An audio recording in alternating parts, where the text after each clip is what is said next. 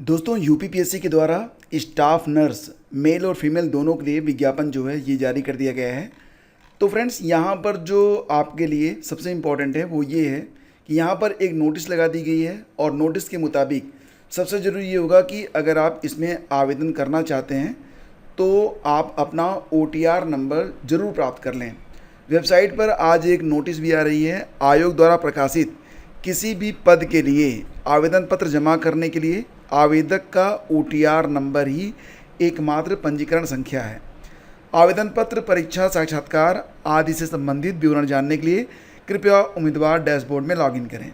तो फ्रेंड्स यहाँ पर क्या है कि जैसे कि अगर आप यहाँ पर आवेदन करना चाहते हैं तो सूचनाएं या विज्ञापन पर जब आप क्लिक करेंगे उसके बाद फिर जब आप आवेदन करना चाहेंगे तो आप यहाँ पर देख सकते हैं स्टाफ नर्स एग्जामिनेशन 21 अगस्त से आवेदन शुरू हुए हैं, 21 सितंबर तक चलेंगे। इंस्ट्रक्शंस यहाँ पर दिए गए हैं। एडवर्टीजमेंट आप यहाँ से डाउनलोड कर सकते हैं। ये हिंदी और अंग्रेजी की PDF है। सैंपल ऑफ कंप्लीट प्रोसेस भी यहाँ पर दिया गया है। अगर आप अप्लाई पर क्लिक करते हैं तो यहाँ पर आपसे पूछा जाएगा जैसे कि medical education and training department staff nurse male और स्टाफ नर्स फीमेल। यहाँ से आवेदन की जो प्रक्रिया है वो अलग अलग हो रही है और मेल के लिए कुल 171 पद हैं, फीमेल के लिए कुल 2069 पद हैं। जैसे ही आप यहाँ पर ऑथेंटिकेट विद OTR ये ऑप्शन आ रहा है, इस पर आप क्लिक करेंगे तो यहाँ पर आप देख सकते हैं ऑथेंटिकेट विद OTR सर्वर। जब आप यहाँ पर क्लिक करेंगे तो have you completed your OTR registration, आप यस करेंगे, फिर गो पर क्लिक करेंगे। अब आपका जो OTR नंबर है वो यहाँ से मांगा जाएगा। देन आफ्टर आपको प्रोसेस पर क्लिक करना है। तो मतलब विदाउट OTR आप फॉर्म भर ही नहीं सकते हैं। यहाँ पर सारी चीज़ें बिल्कुल चेंज हो गई हैं, बदल गई हैं, ठीक है। और फ्रेंड्स यहाँ पर अगर हम बात करें कि स्टाफ नर्स में आवेदन करने के लिए जो एलिजिबिलिटी वगैरह है वो क्या है और किस प्रकार से सिलेक्शन होगा, तो डिटेल्स यहाँ नोटिफिकेशन में आपको देखने को मिल जाएगा। 21 अगस्त से लेकर 21 सितंबर तक आप आवेदन कर सकते हैं।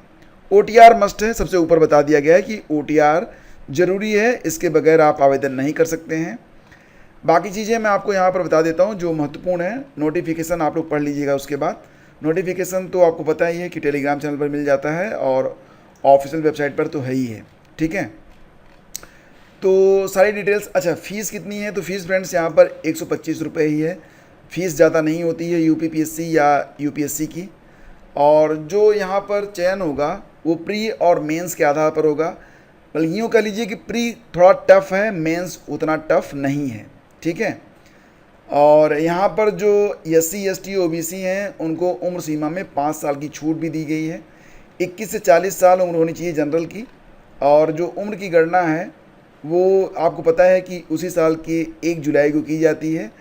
बाकी जो अभ्यर्थी होते हैं जो आरक्षण या आयु में लाभ लेना चाहते हैं तो उनके लिए यहाँ पर परिशिष्ट में दे दिया जाता है प्रोफार्मा, उसी पर उनको अपना जाति प्रमाण पत्र वगैरह देना पड़ता है। सबसे इम्पॉर्टेंट है यहाँ पर शैक्षिक अर्हता। तो फ्रेंड्स यहाँ पर अब देखो ये जो मतलब फार्म आया हुआ है बेसिकली स्टाफ नर्स का है और इसका मतलब ये होगा कि ये मेडिकल से जुड़ा हुआ एक पद है। तो मेडिकल से जुड़ा हुआ है तो आपके पास मेडिकल का सर्टिफिकेट भी मांगा जा रहा है। बेसिकली ये कहा जा रहा है कि साइंस साइड से, विज्ञान वर्ग से आपने हाई स्कूल और इंटरमीडिएट किया हुआ हो।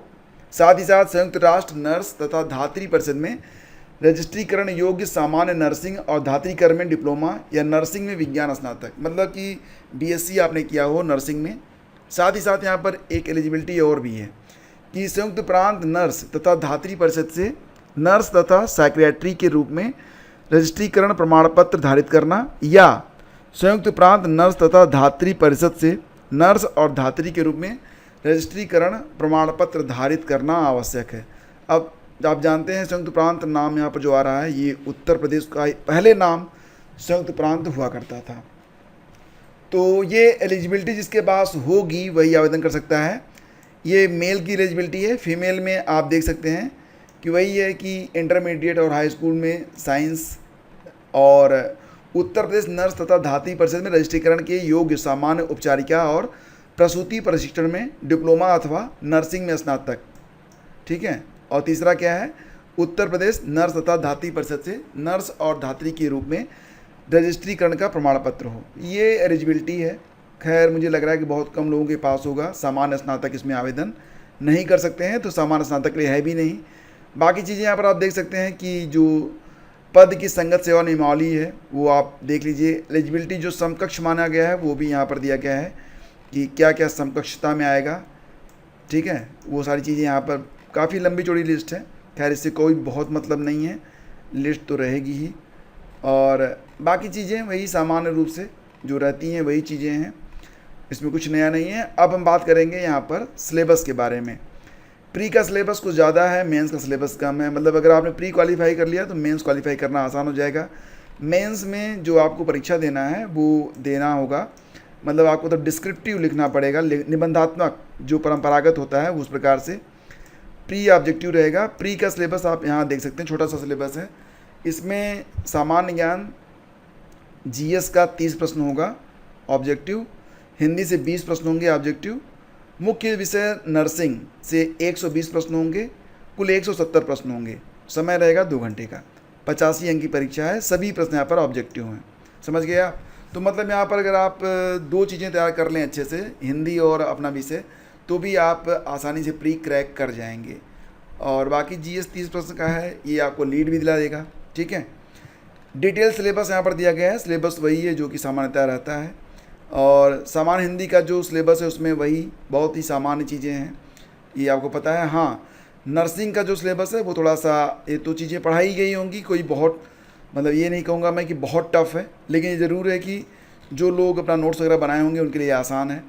मेंस में आप देख सकते हैं कि मुख्य परीक्षा के लिए यहाँ पर कुल 3 घंटे की परीक्षा होगी, एक ही पेपर होगा, 85 अंक का ये भी पेपर होगा। और पूर्व पाठ्यक्रम के आधार पर, यानी कि ये जो पाठ्यक्रम यहाँ पर प्री वाला पाठ्यक्रम दिया गया है ना, ये नर्सिंग वाला, इसी के आधार पर यहाँ पर डिस्क्रिप्टिव आपकी परीक्षा होगी।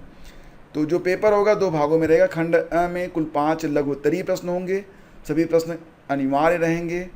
खंड ब में कुल 6 दीर्घ उत्तरीय प्रश्न होंगे, मतलब कुल मिला के 11 प्रश्न आपको करने होंगे। सॉरी, गलत बोल दिया, 9 प्रश्न आपको करने होंगे। पहले में 5 रहेंगे, 5 लघु उत्तरीय, सभी प्रश्न कंपल्सरी रहेंगे। 125 शब्दों में आपको आंसर देना पड़ेगा।